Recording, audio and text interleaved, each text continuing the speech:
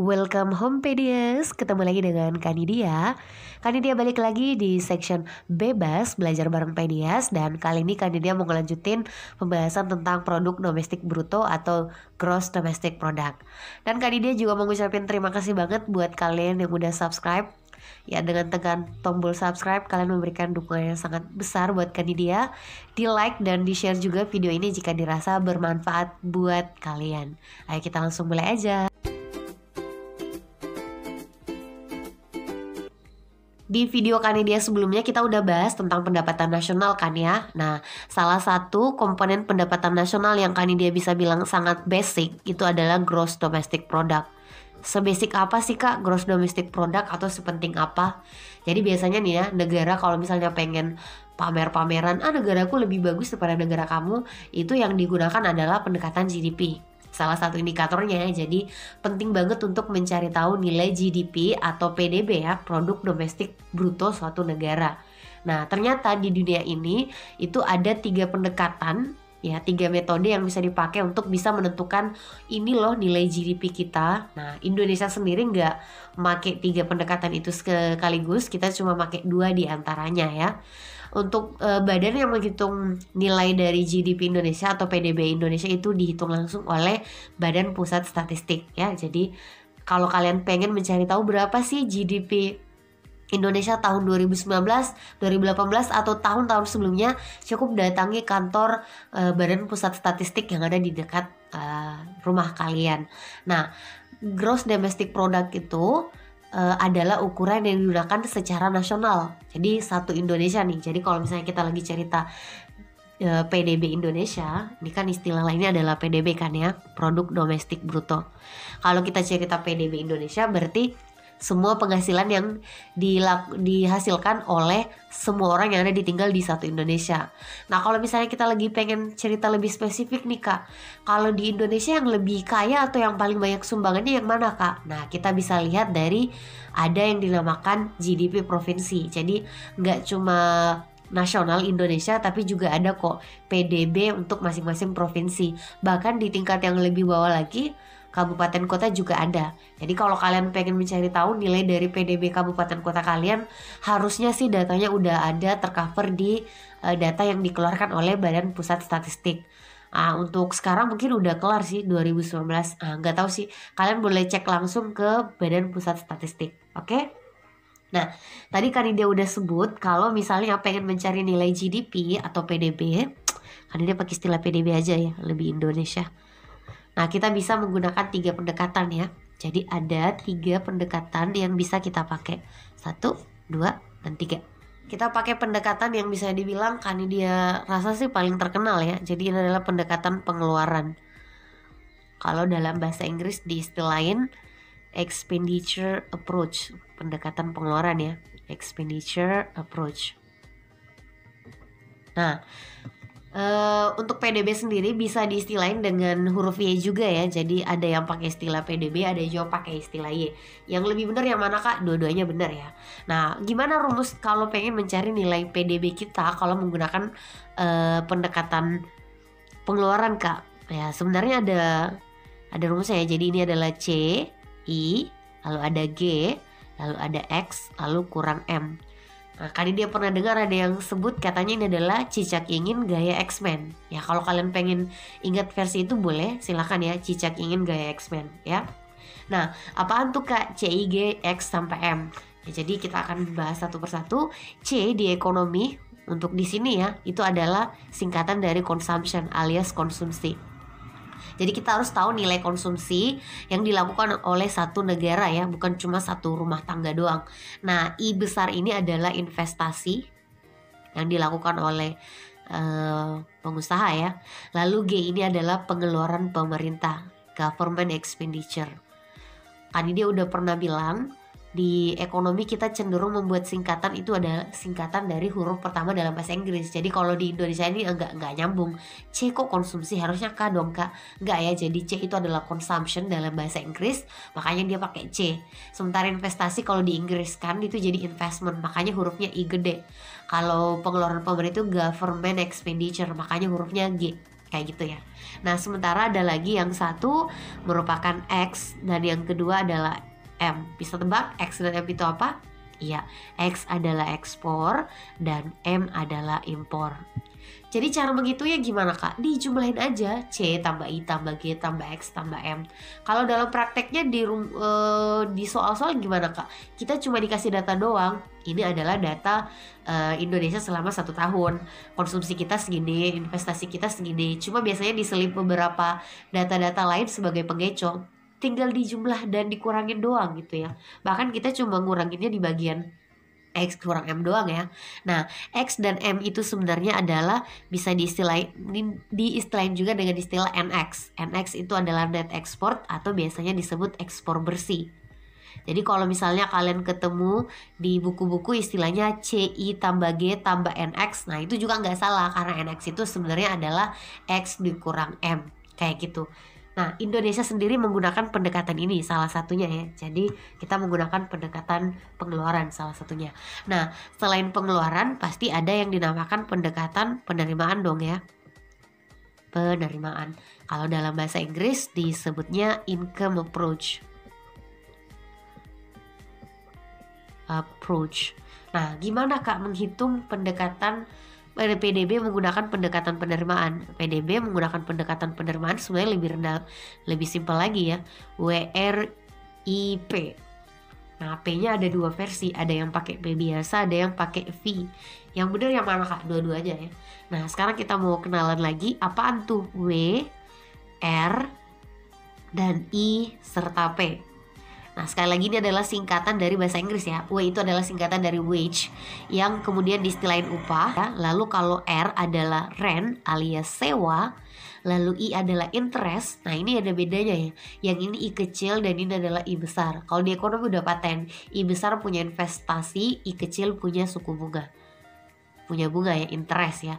Terakhir adalah P atau profit. Makanya biasa ada yang istilahin pakai huruf V kayak gini. It's okay, nggak masalah. Dan pendekatan penerimaan juga sangat simple, cuma ditambah-tambahin doang. Nah, sayangnya kalau di Indonesia kita tidak menggunakan pendekatan ini.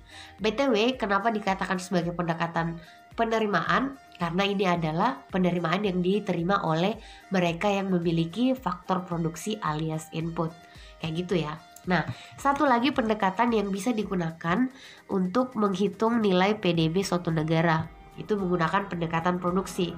Kalau Indonesia menggunakan istilah menurut lapangan usaha, kalau nggak salah ya. Nah, untuk mencari nilai PDB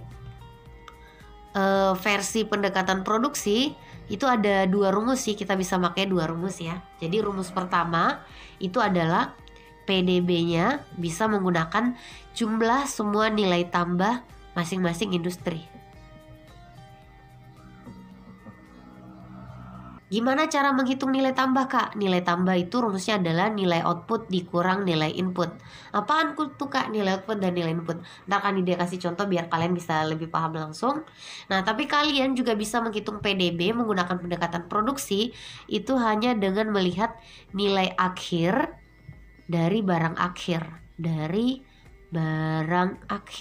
Emang ada Kak yang bukan merupakan barang akhir? Iya, di ekonomi ada yang dinamakan barang sementara, barang perantara. Jadi yang nggak paten gitu ya, nggak final, masih perlu diolah lagi. Nah, untuk pendekatan produksi sendiri kita bisa pakai ini nih.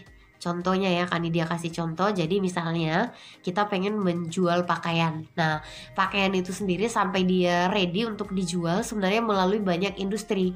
Jadi mulai dari ada industri yang membuat kapas doang, ada yang membuat benang doang, ada yang bentuknya tekstil, lalu ada yang garment, dan seterusnya sampai terakhir itu adalah pakaian yang udah siap kita pakai. Nah, masing-masing di industri, di ekonomi kita udah pahami bahwa akan memiliki nilai output dan nilai input. Nilai input artinya apa sih Kak? Ya, input itu bisa dibilang adalah semua hal yang dibutuhkan kalau kita pengen melakukan kegiatan produksi kan ya. Nah, jadi kalau misalnya kita pengen menanam kapas, jadi kan awalnya dari nol, nggak ada. Terus setelah jadi kapas, ternyata kapas yang kita misalnya produksi itu nilainya berharga sebesar 300. Nah, kapas yang berharga sebesar 300 itu kan nggak mungkin selesai sampai situ doang kan ya. Masih perlu kita olah lagi untuk bisa menjadi barang yang bisa kita gunakan. Nah, kapas ini nilai output 300 ini kemudian merupakan menjadi input atau bahan dasar untuk di industri selanjutnya kalau kita pengen buat benang. Jadi awalnya kita punya kapas 300 yang merupakan output, saat masuk ke industri selanjutnya dia akan menjadi input otomatis ya. Maka nilai input untuk produksi benang itu adalah 300. Setelah si kapas diolah, nah akan menghasilkan benang yang ternyata kalau dirupiahin udah sampai di angka 400. Begitu lagi selanjutnya berlaku saat benang itu dipakai untuk membuat ini ya, industri tekstil, mungkin masih dalam bentuk kain gitu kan ya. 400 ini outputnya auto menjadi input di industri selanjutnya. 400 jadi kain nilainya 600. Nah, setelah 600 udah jadi pakaian kali ya, di sini 600 dibuat jadi 800. Mungkin siap untuk dijual sampai nilainya 1000. Jadi nilai output pakaian yang nilainya 1000 itu melalui banyak sekali tahap, banyak industri. Nah, kalau kita pengen mencari nilai PDB, itu bisa menggunakan dua pendekatan nih.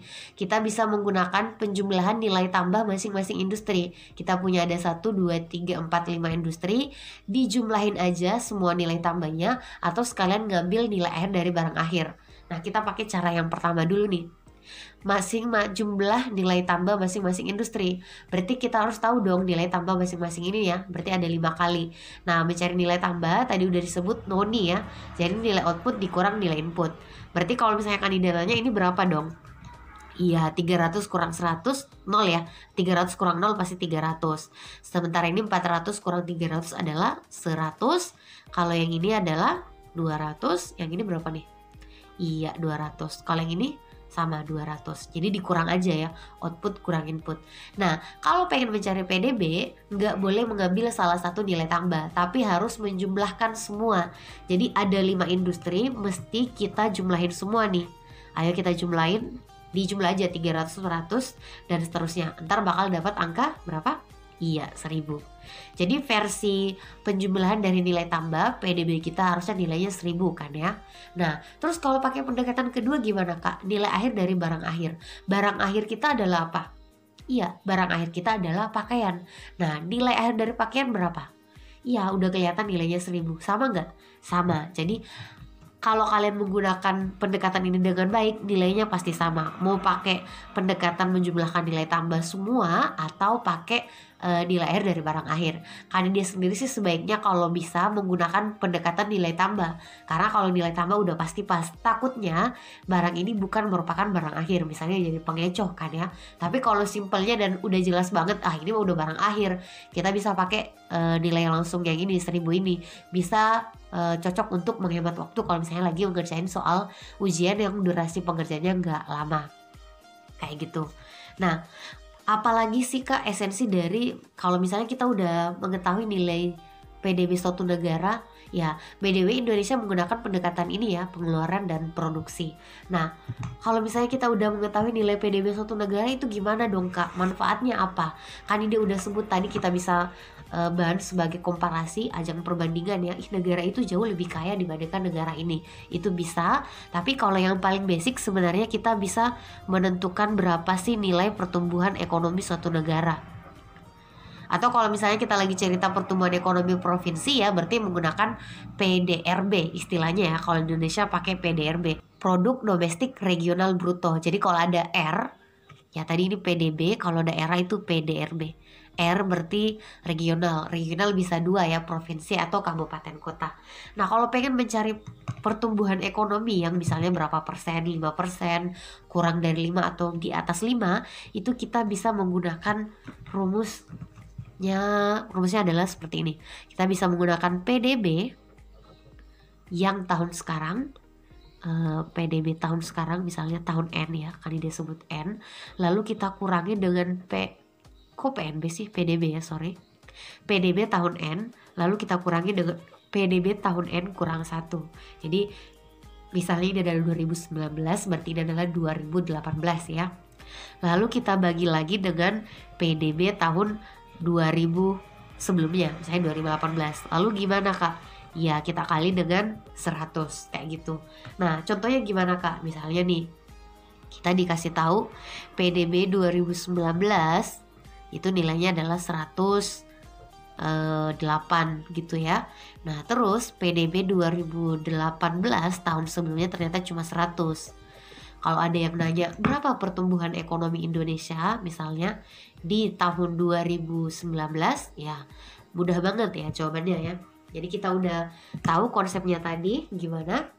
Ya, PDB yang 2019 yang N kan ya, 2019 kita jadiin ini pertama, 2019 108 lalu dikurangi yang N kurang 1, berarti yang 2018 kurang 100 lalu dibagi dengan yang 18 lagi, bagi 100 lalu dikali dengan 100%.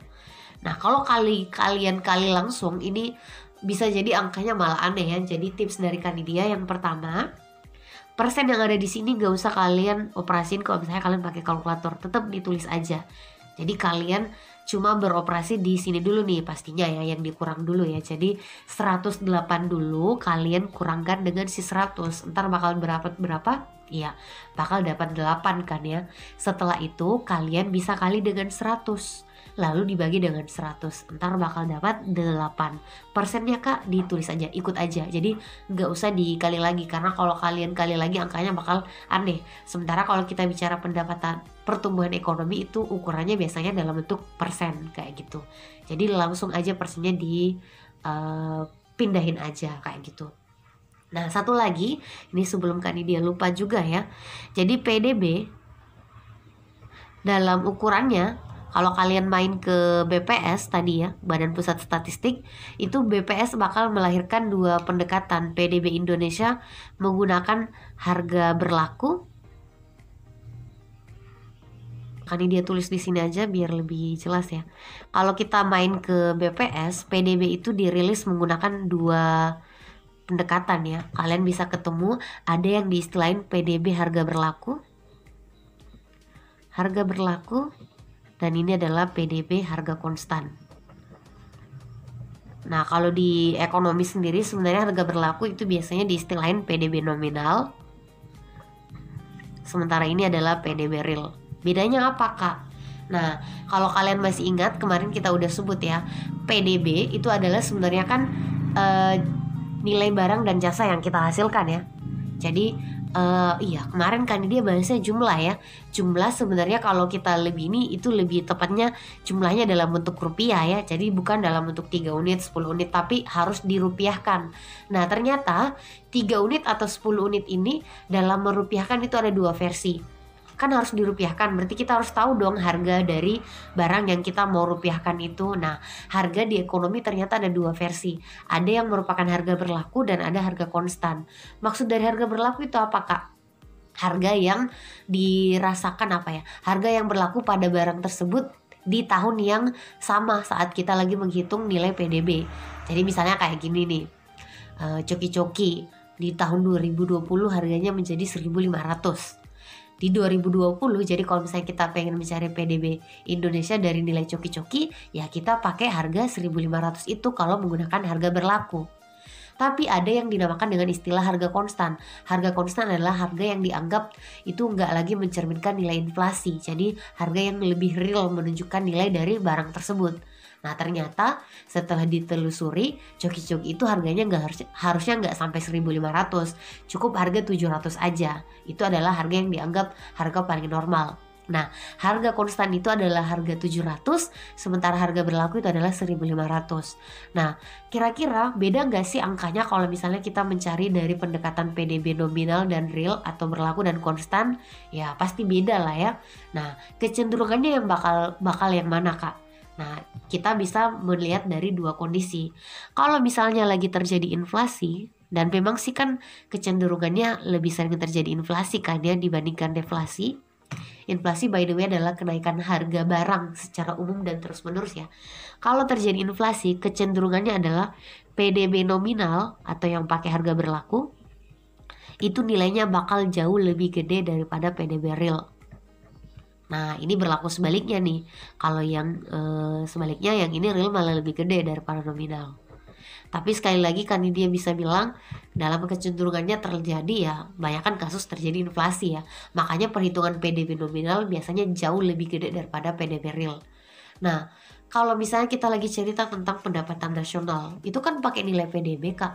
Harusnya pakai nilai PDB nominal atau PDB real. Ya, pengen pertumbuhan ekonomi sekali lagi itu harusnya pengen mengukur gimana sih prestasi kita kan secara ekonomi, dan kalau ada inflasi ada PDB nominal itu akan menjadi terlalu besar, terlalu lebay, terlalu jauh di atas harga yang asli. Maka kalau di ekonomi, kalau pengen mencari pertumbuhan ekonomi, kita menggunakan PDB real atau PDB harga konstan, bukan yang harga berlaku atau PDB nominal kayak gitu. Nah, satu lagi di ekonomi juga ada yang diistilahin dengan istilah PDB deflator. Sebenarnya PDB deflator ini juga fungsi utamanya ya untuk mengukur inflasi ya. Jadi, gimana cara menghitung PDB deflator? Ya PDB nominal aja. Kita bagi dengan PDB real. Lalu kita kali dengan 100. Nah, ini bakal mengukur berapa persentase inflasi di suatu daerah kayak gitu. Ini salah satu indikatornya. Iya, kan dia rasa udah cukup pembahasan tentang PDB. Kan dia bakal lanjut lagi di materi yang berbeda. Terima kasih udah nonton sampai akhir. Sampai jumpa di video Kanida yang lain. Assalamualaikum. Tonton video Kanida yang lain juga ya.